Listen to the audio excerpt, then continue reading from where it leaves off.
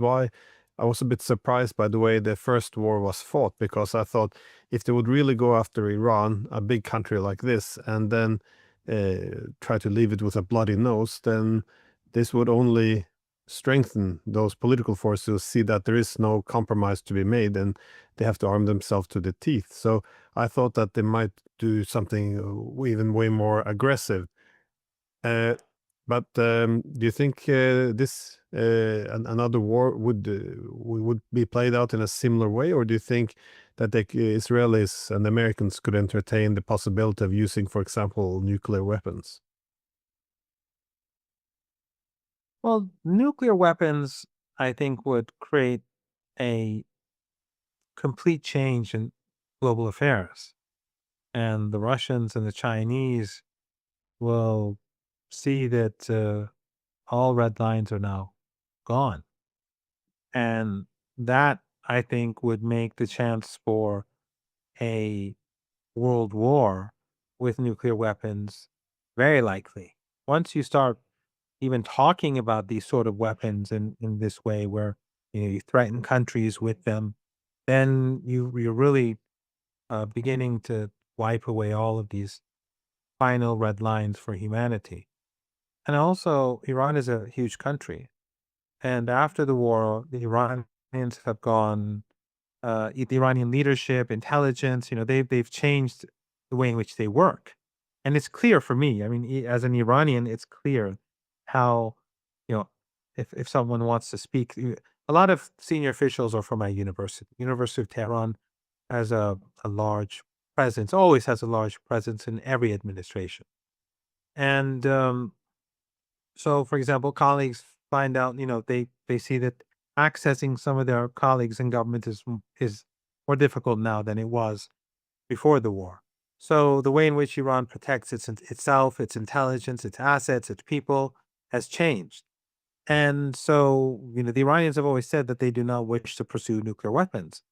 But also the Iranians have said that if there's an existential threat to the country through nuclear weapons, then it will change its nuclear posture. Dr. Kharozi said that twice. Dr. Larijani, who is now the Dr. Kharozi, foreign minister under President Khatami.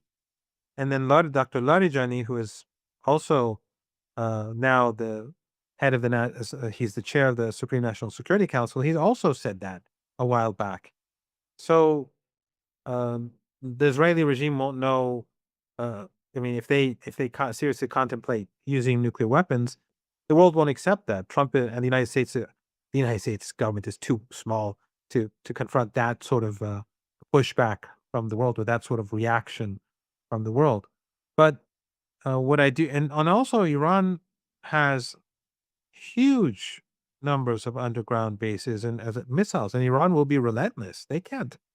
The Iranians in the previous war, they were not using their weapons. In fact, I may have said this on a different program, but if the war had lasted 3 days longer, the Iranians were on the verge of launching a very large number of its older missiles, because the Israelis had run out of interceptors, and at the end, they were unable to even intercept them more advanced Iranian missiles. So the Iranians were preparing to launch a huge barrage of older missiles, which are well over 100, which would have devastated Tel Aviv. But they didn't want to use them because they're not very they're not that pinpoint. They're older generation, and the leader is very uh, insistent on not hitting civilian targets as civilian sites as much as possible. But they were moved. The armed forces was preparing for a very large attack. Now the Iranians have had months to prepare themselves for war. Since Iran had never been in war before, in this sort of war for a very long time, a lot of its capabilities were on paper. They were theory. And when war actually started, the Iranians saw that a lot of their thinking was flawed, or a lot of the things that did work, uh, some of the things that worked better than expected. So they began to work harder to develop what they were good at and to reassess their shortcomings. So once you wage, it's short like the Russians.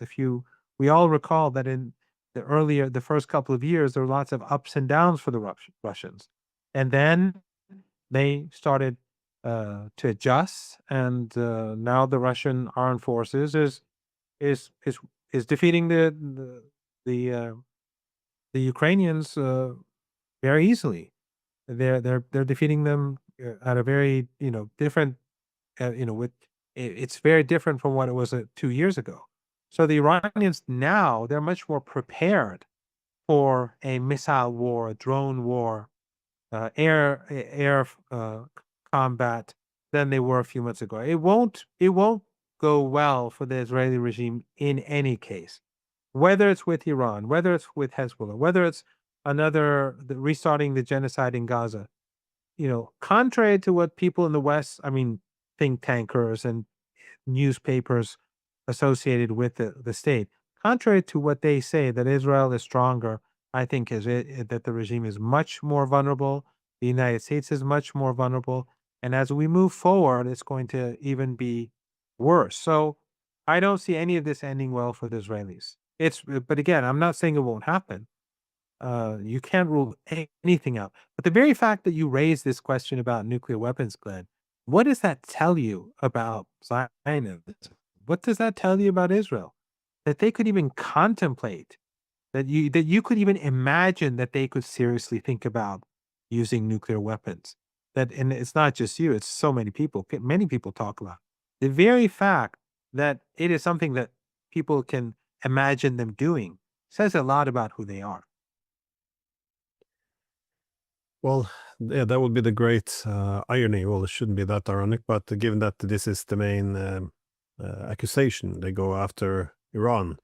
Um, but yeah, I just want to ask one. By the way, Glenn, by the way, before I forget, Yeah, there's another thing now coming up. One of the Israeli controlled media outlets, it's called Iran International. It's fake news 24 hours a day. Now they're saying Iran is putting chemical weapons, or they have there's intelligence that Iran is putting chemical weapons and biological weapons in the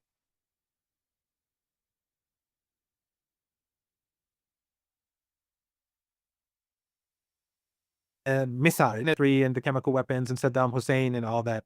It's clear what they're doing. well, that's same old playbook, so it's always good to use that. Uh, you recently did a program on the Iran's nuclear program with the title "A Manufactured Crisis."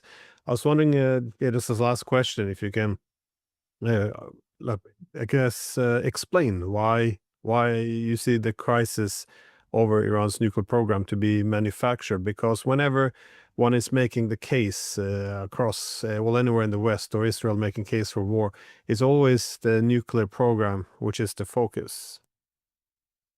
Well, I've been asked by Al Mayadeen Television to do a weekly program, a sort of monologue for 21, 22 minutes a week on Fridays.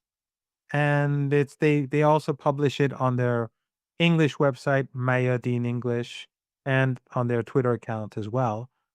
And so I've done 4 so far. The fourth will be shown on Friday. The one that you're talking about is the third one, which was shown, I think, this Friday. Um, I go through the history of the nuclear program and how, from the very beginning, the Americans created the program. They were key, and this was under the Shah. And the country spent a lot of money under the Shah to build infrastructure. In fact, too much, way too much.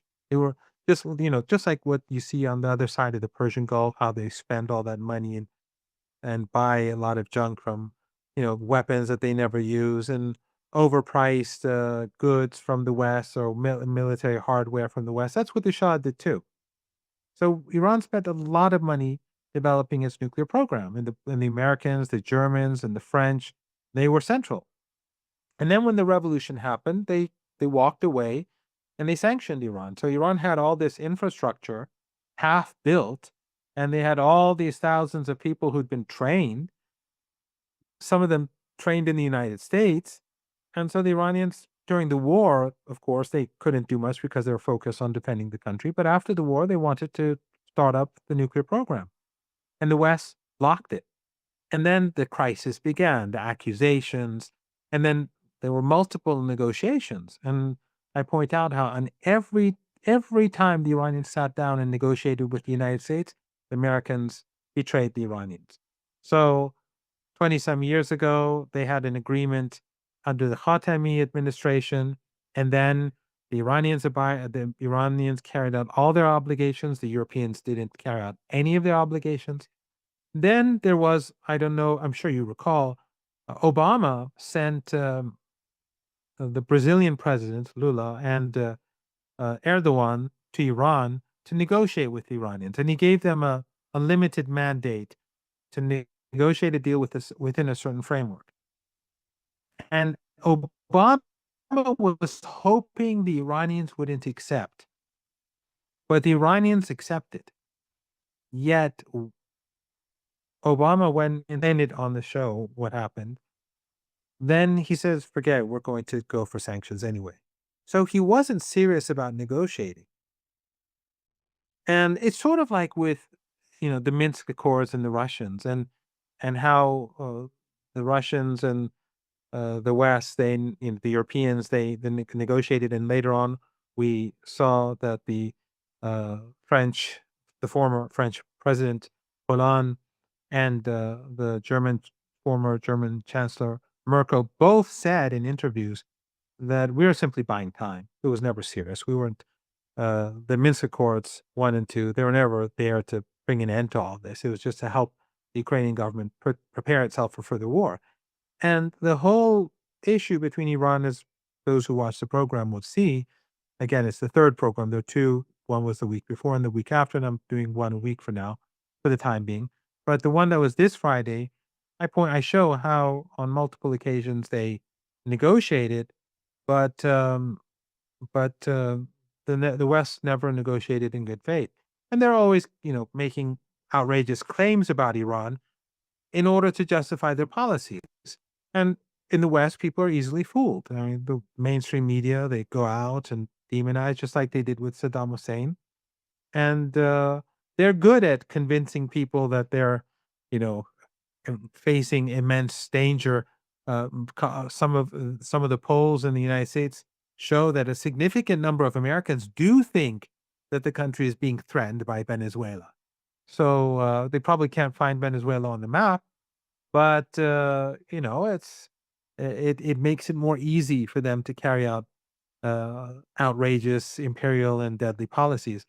But again, it goes. We still have to keep in mind, despite all that, what you alluded to at the beginning of the program, and that is that the problems that the United States faces today are very different from what they were facing 20, 30 years ago.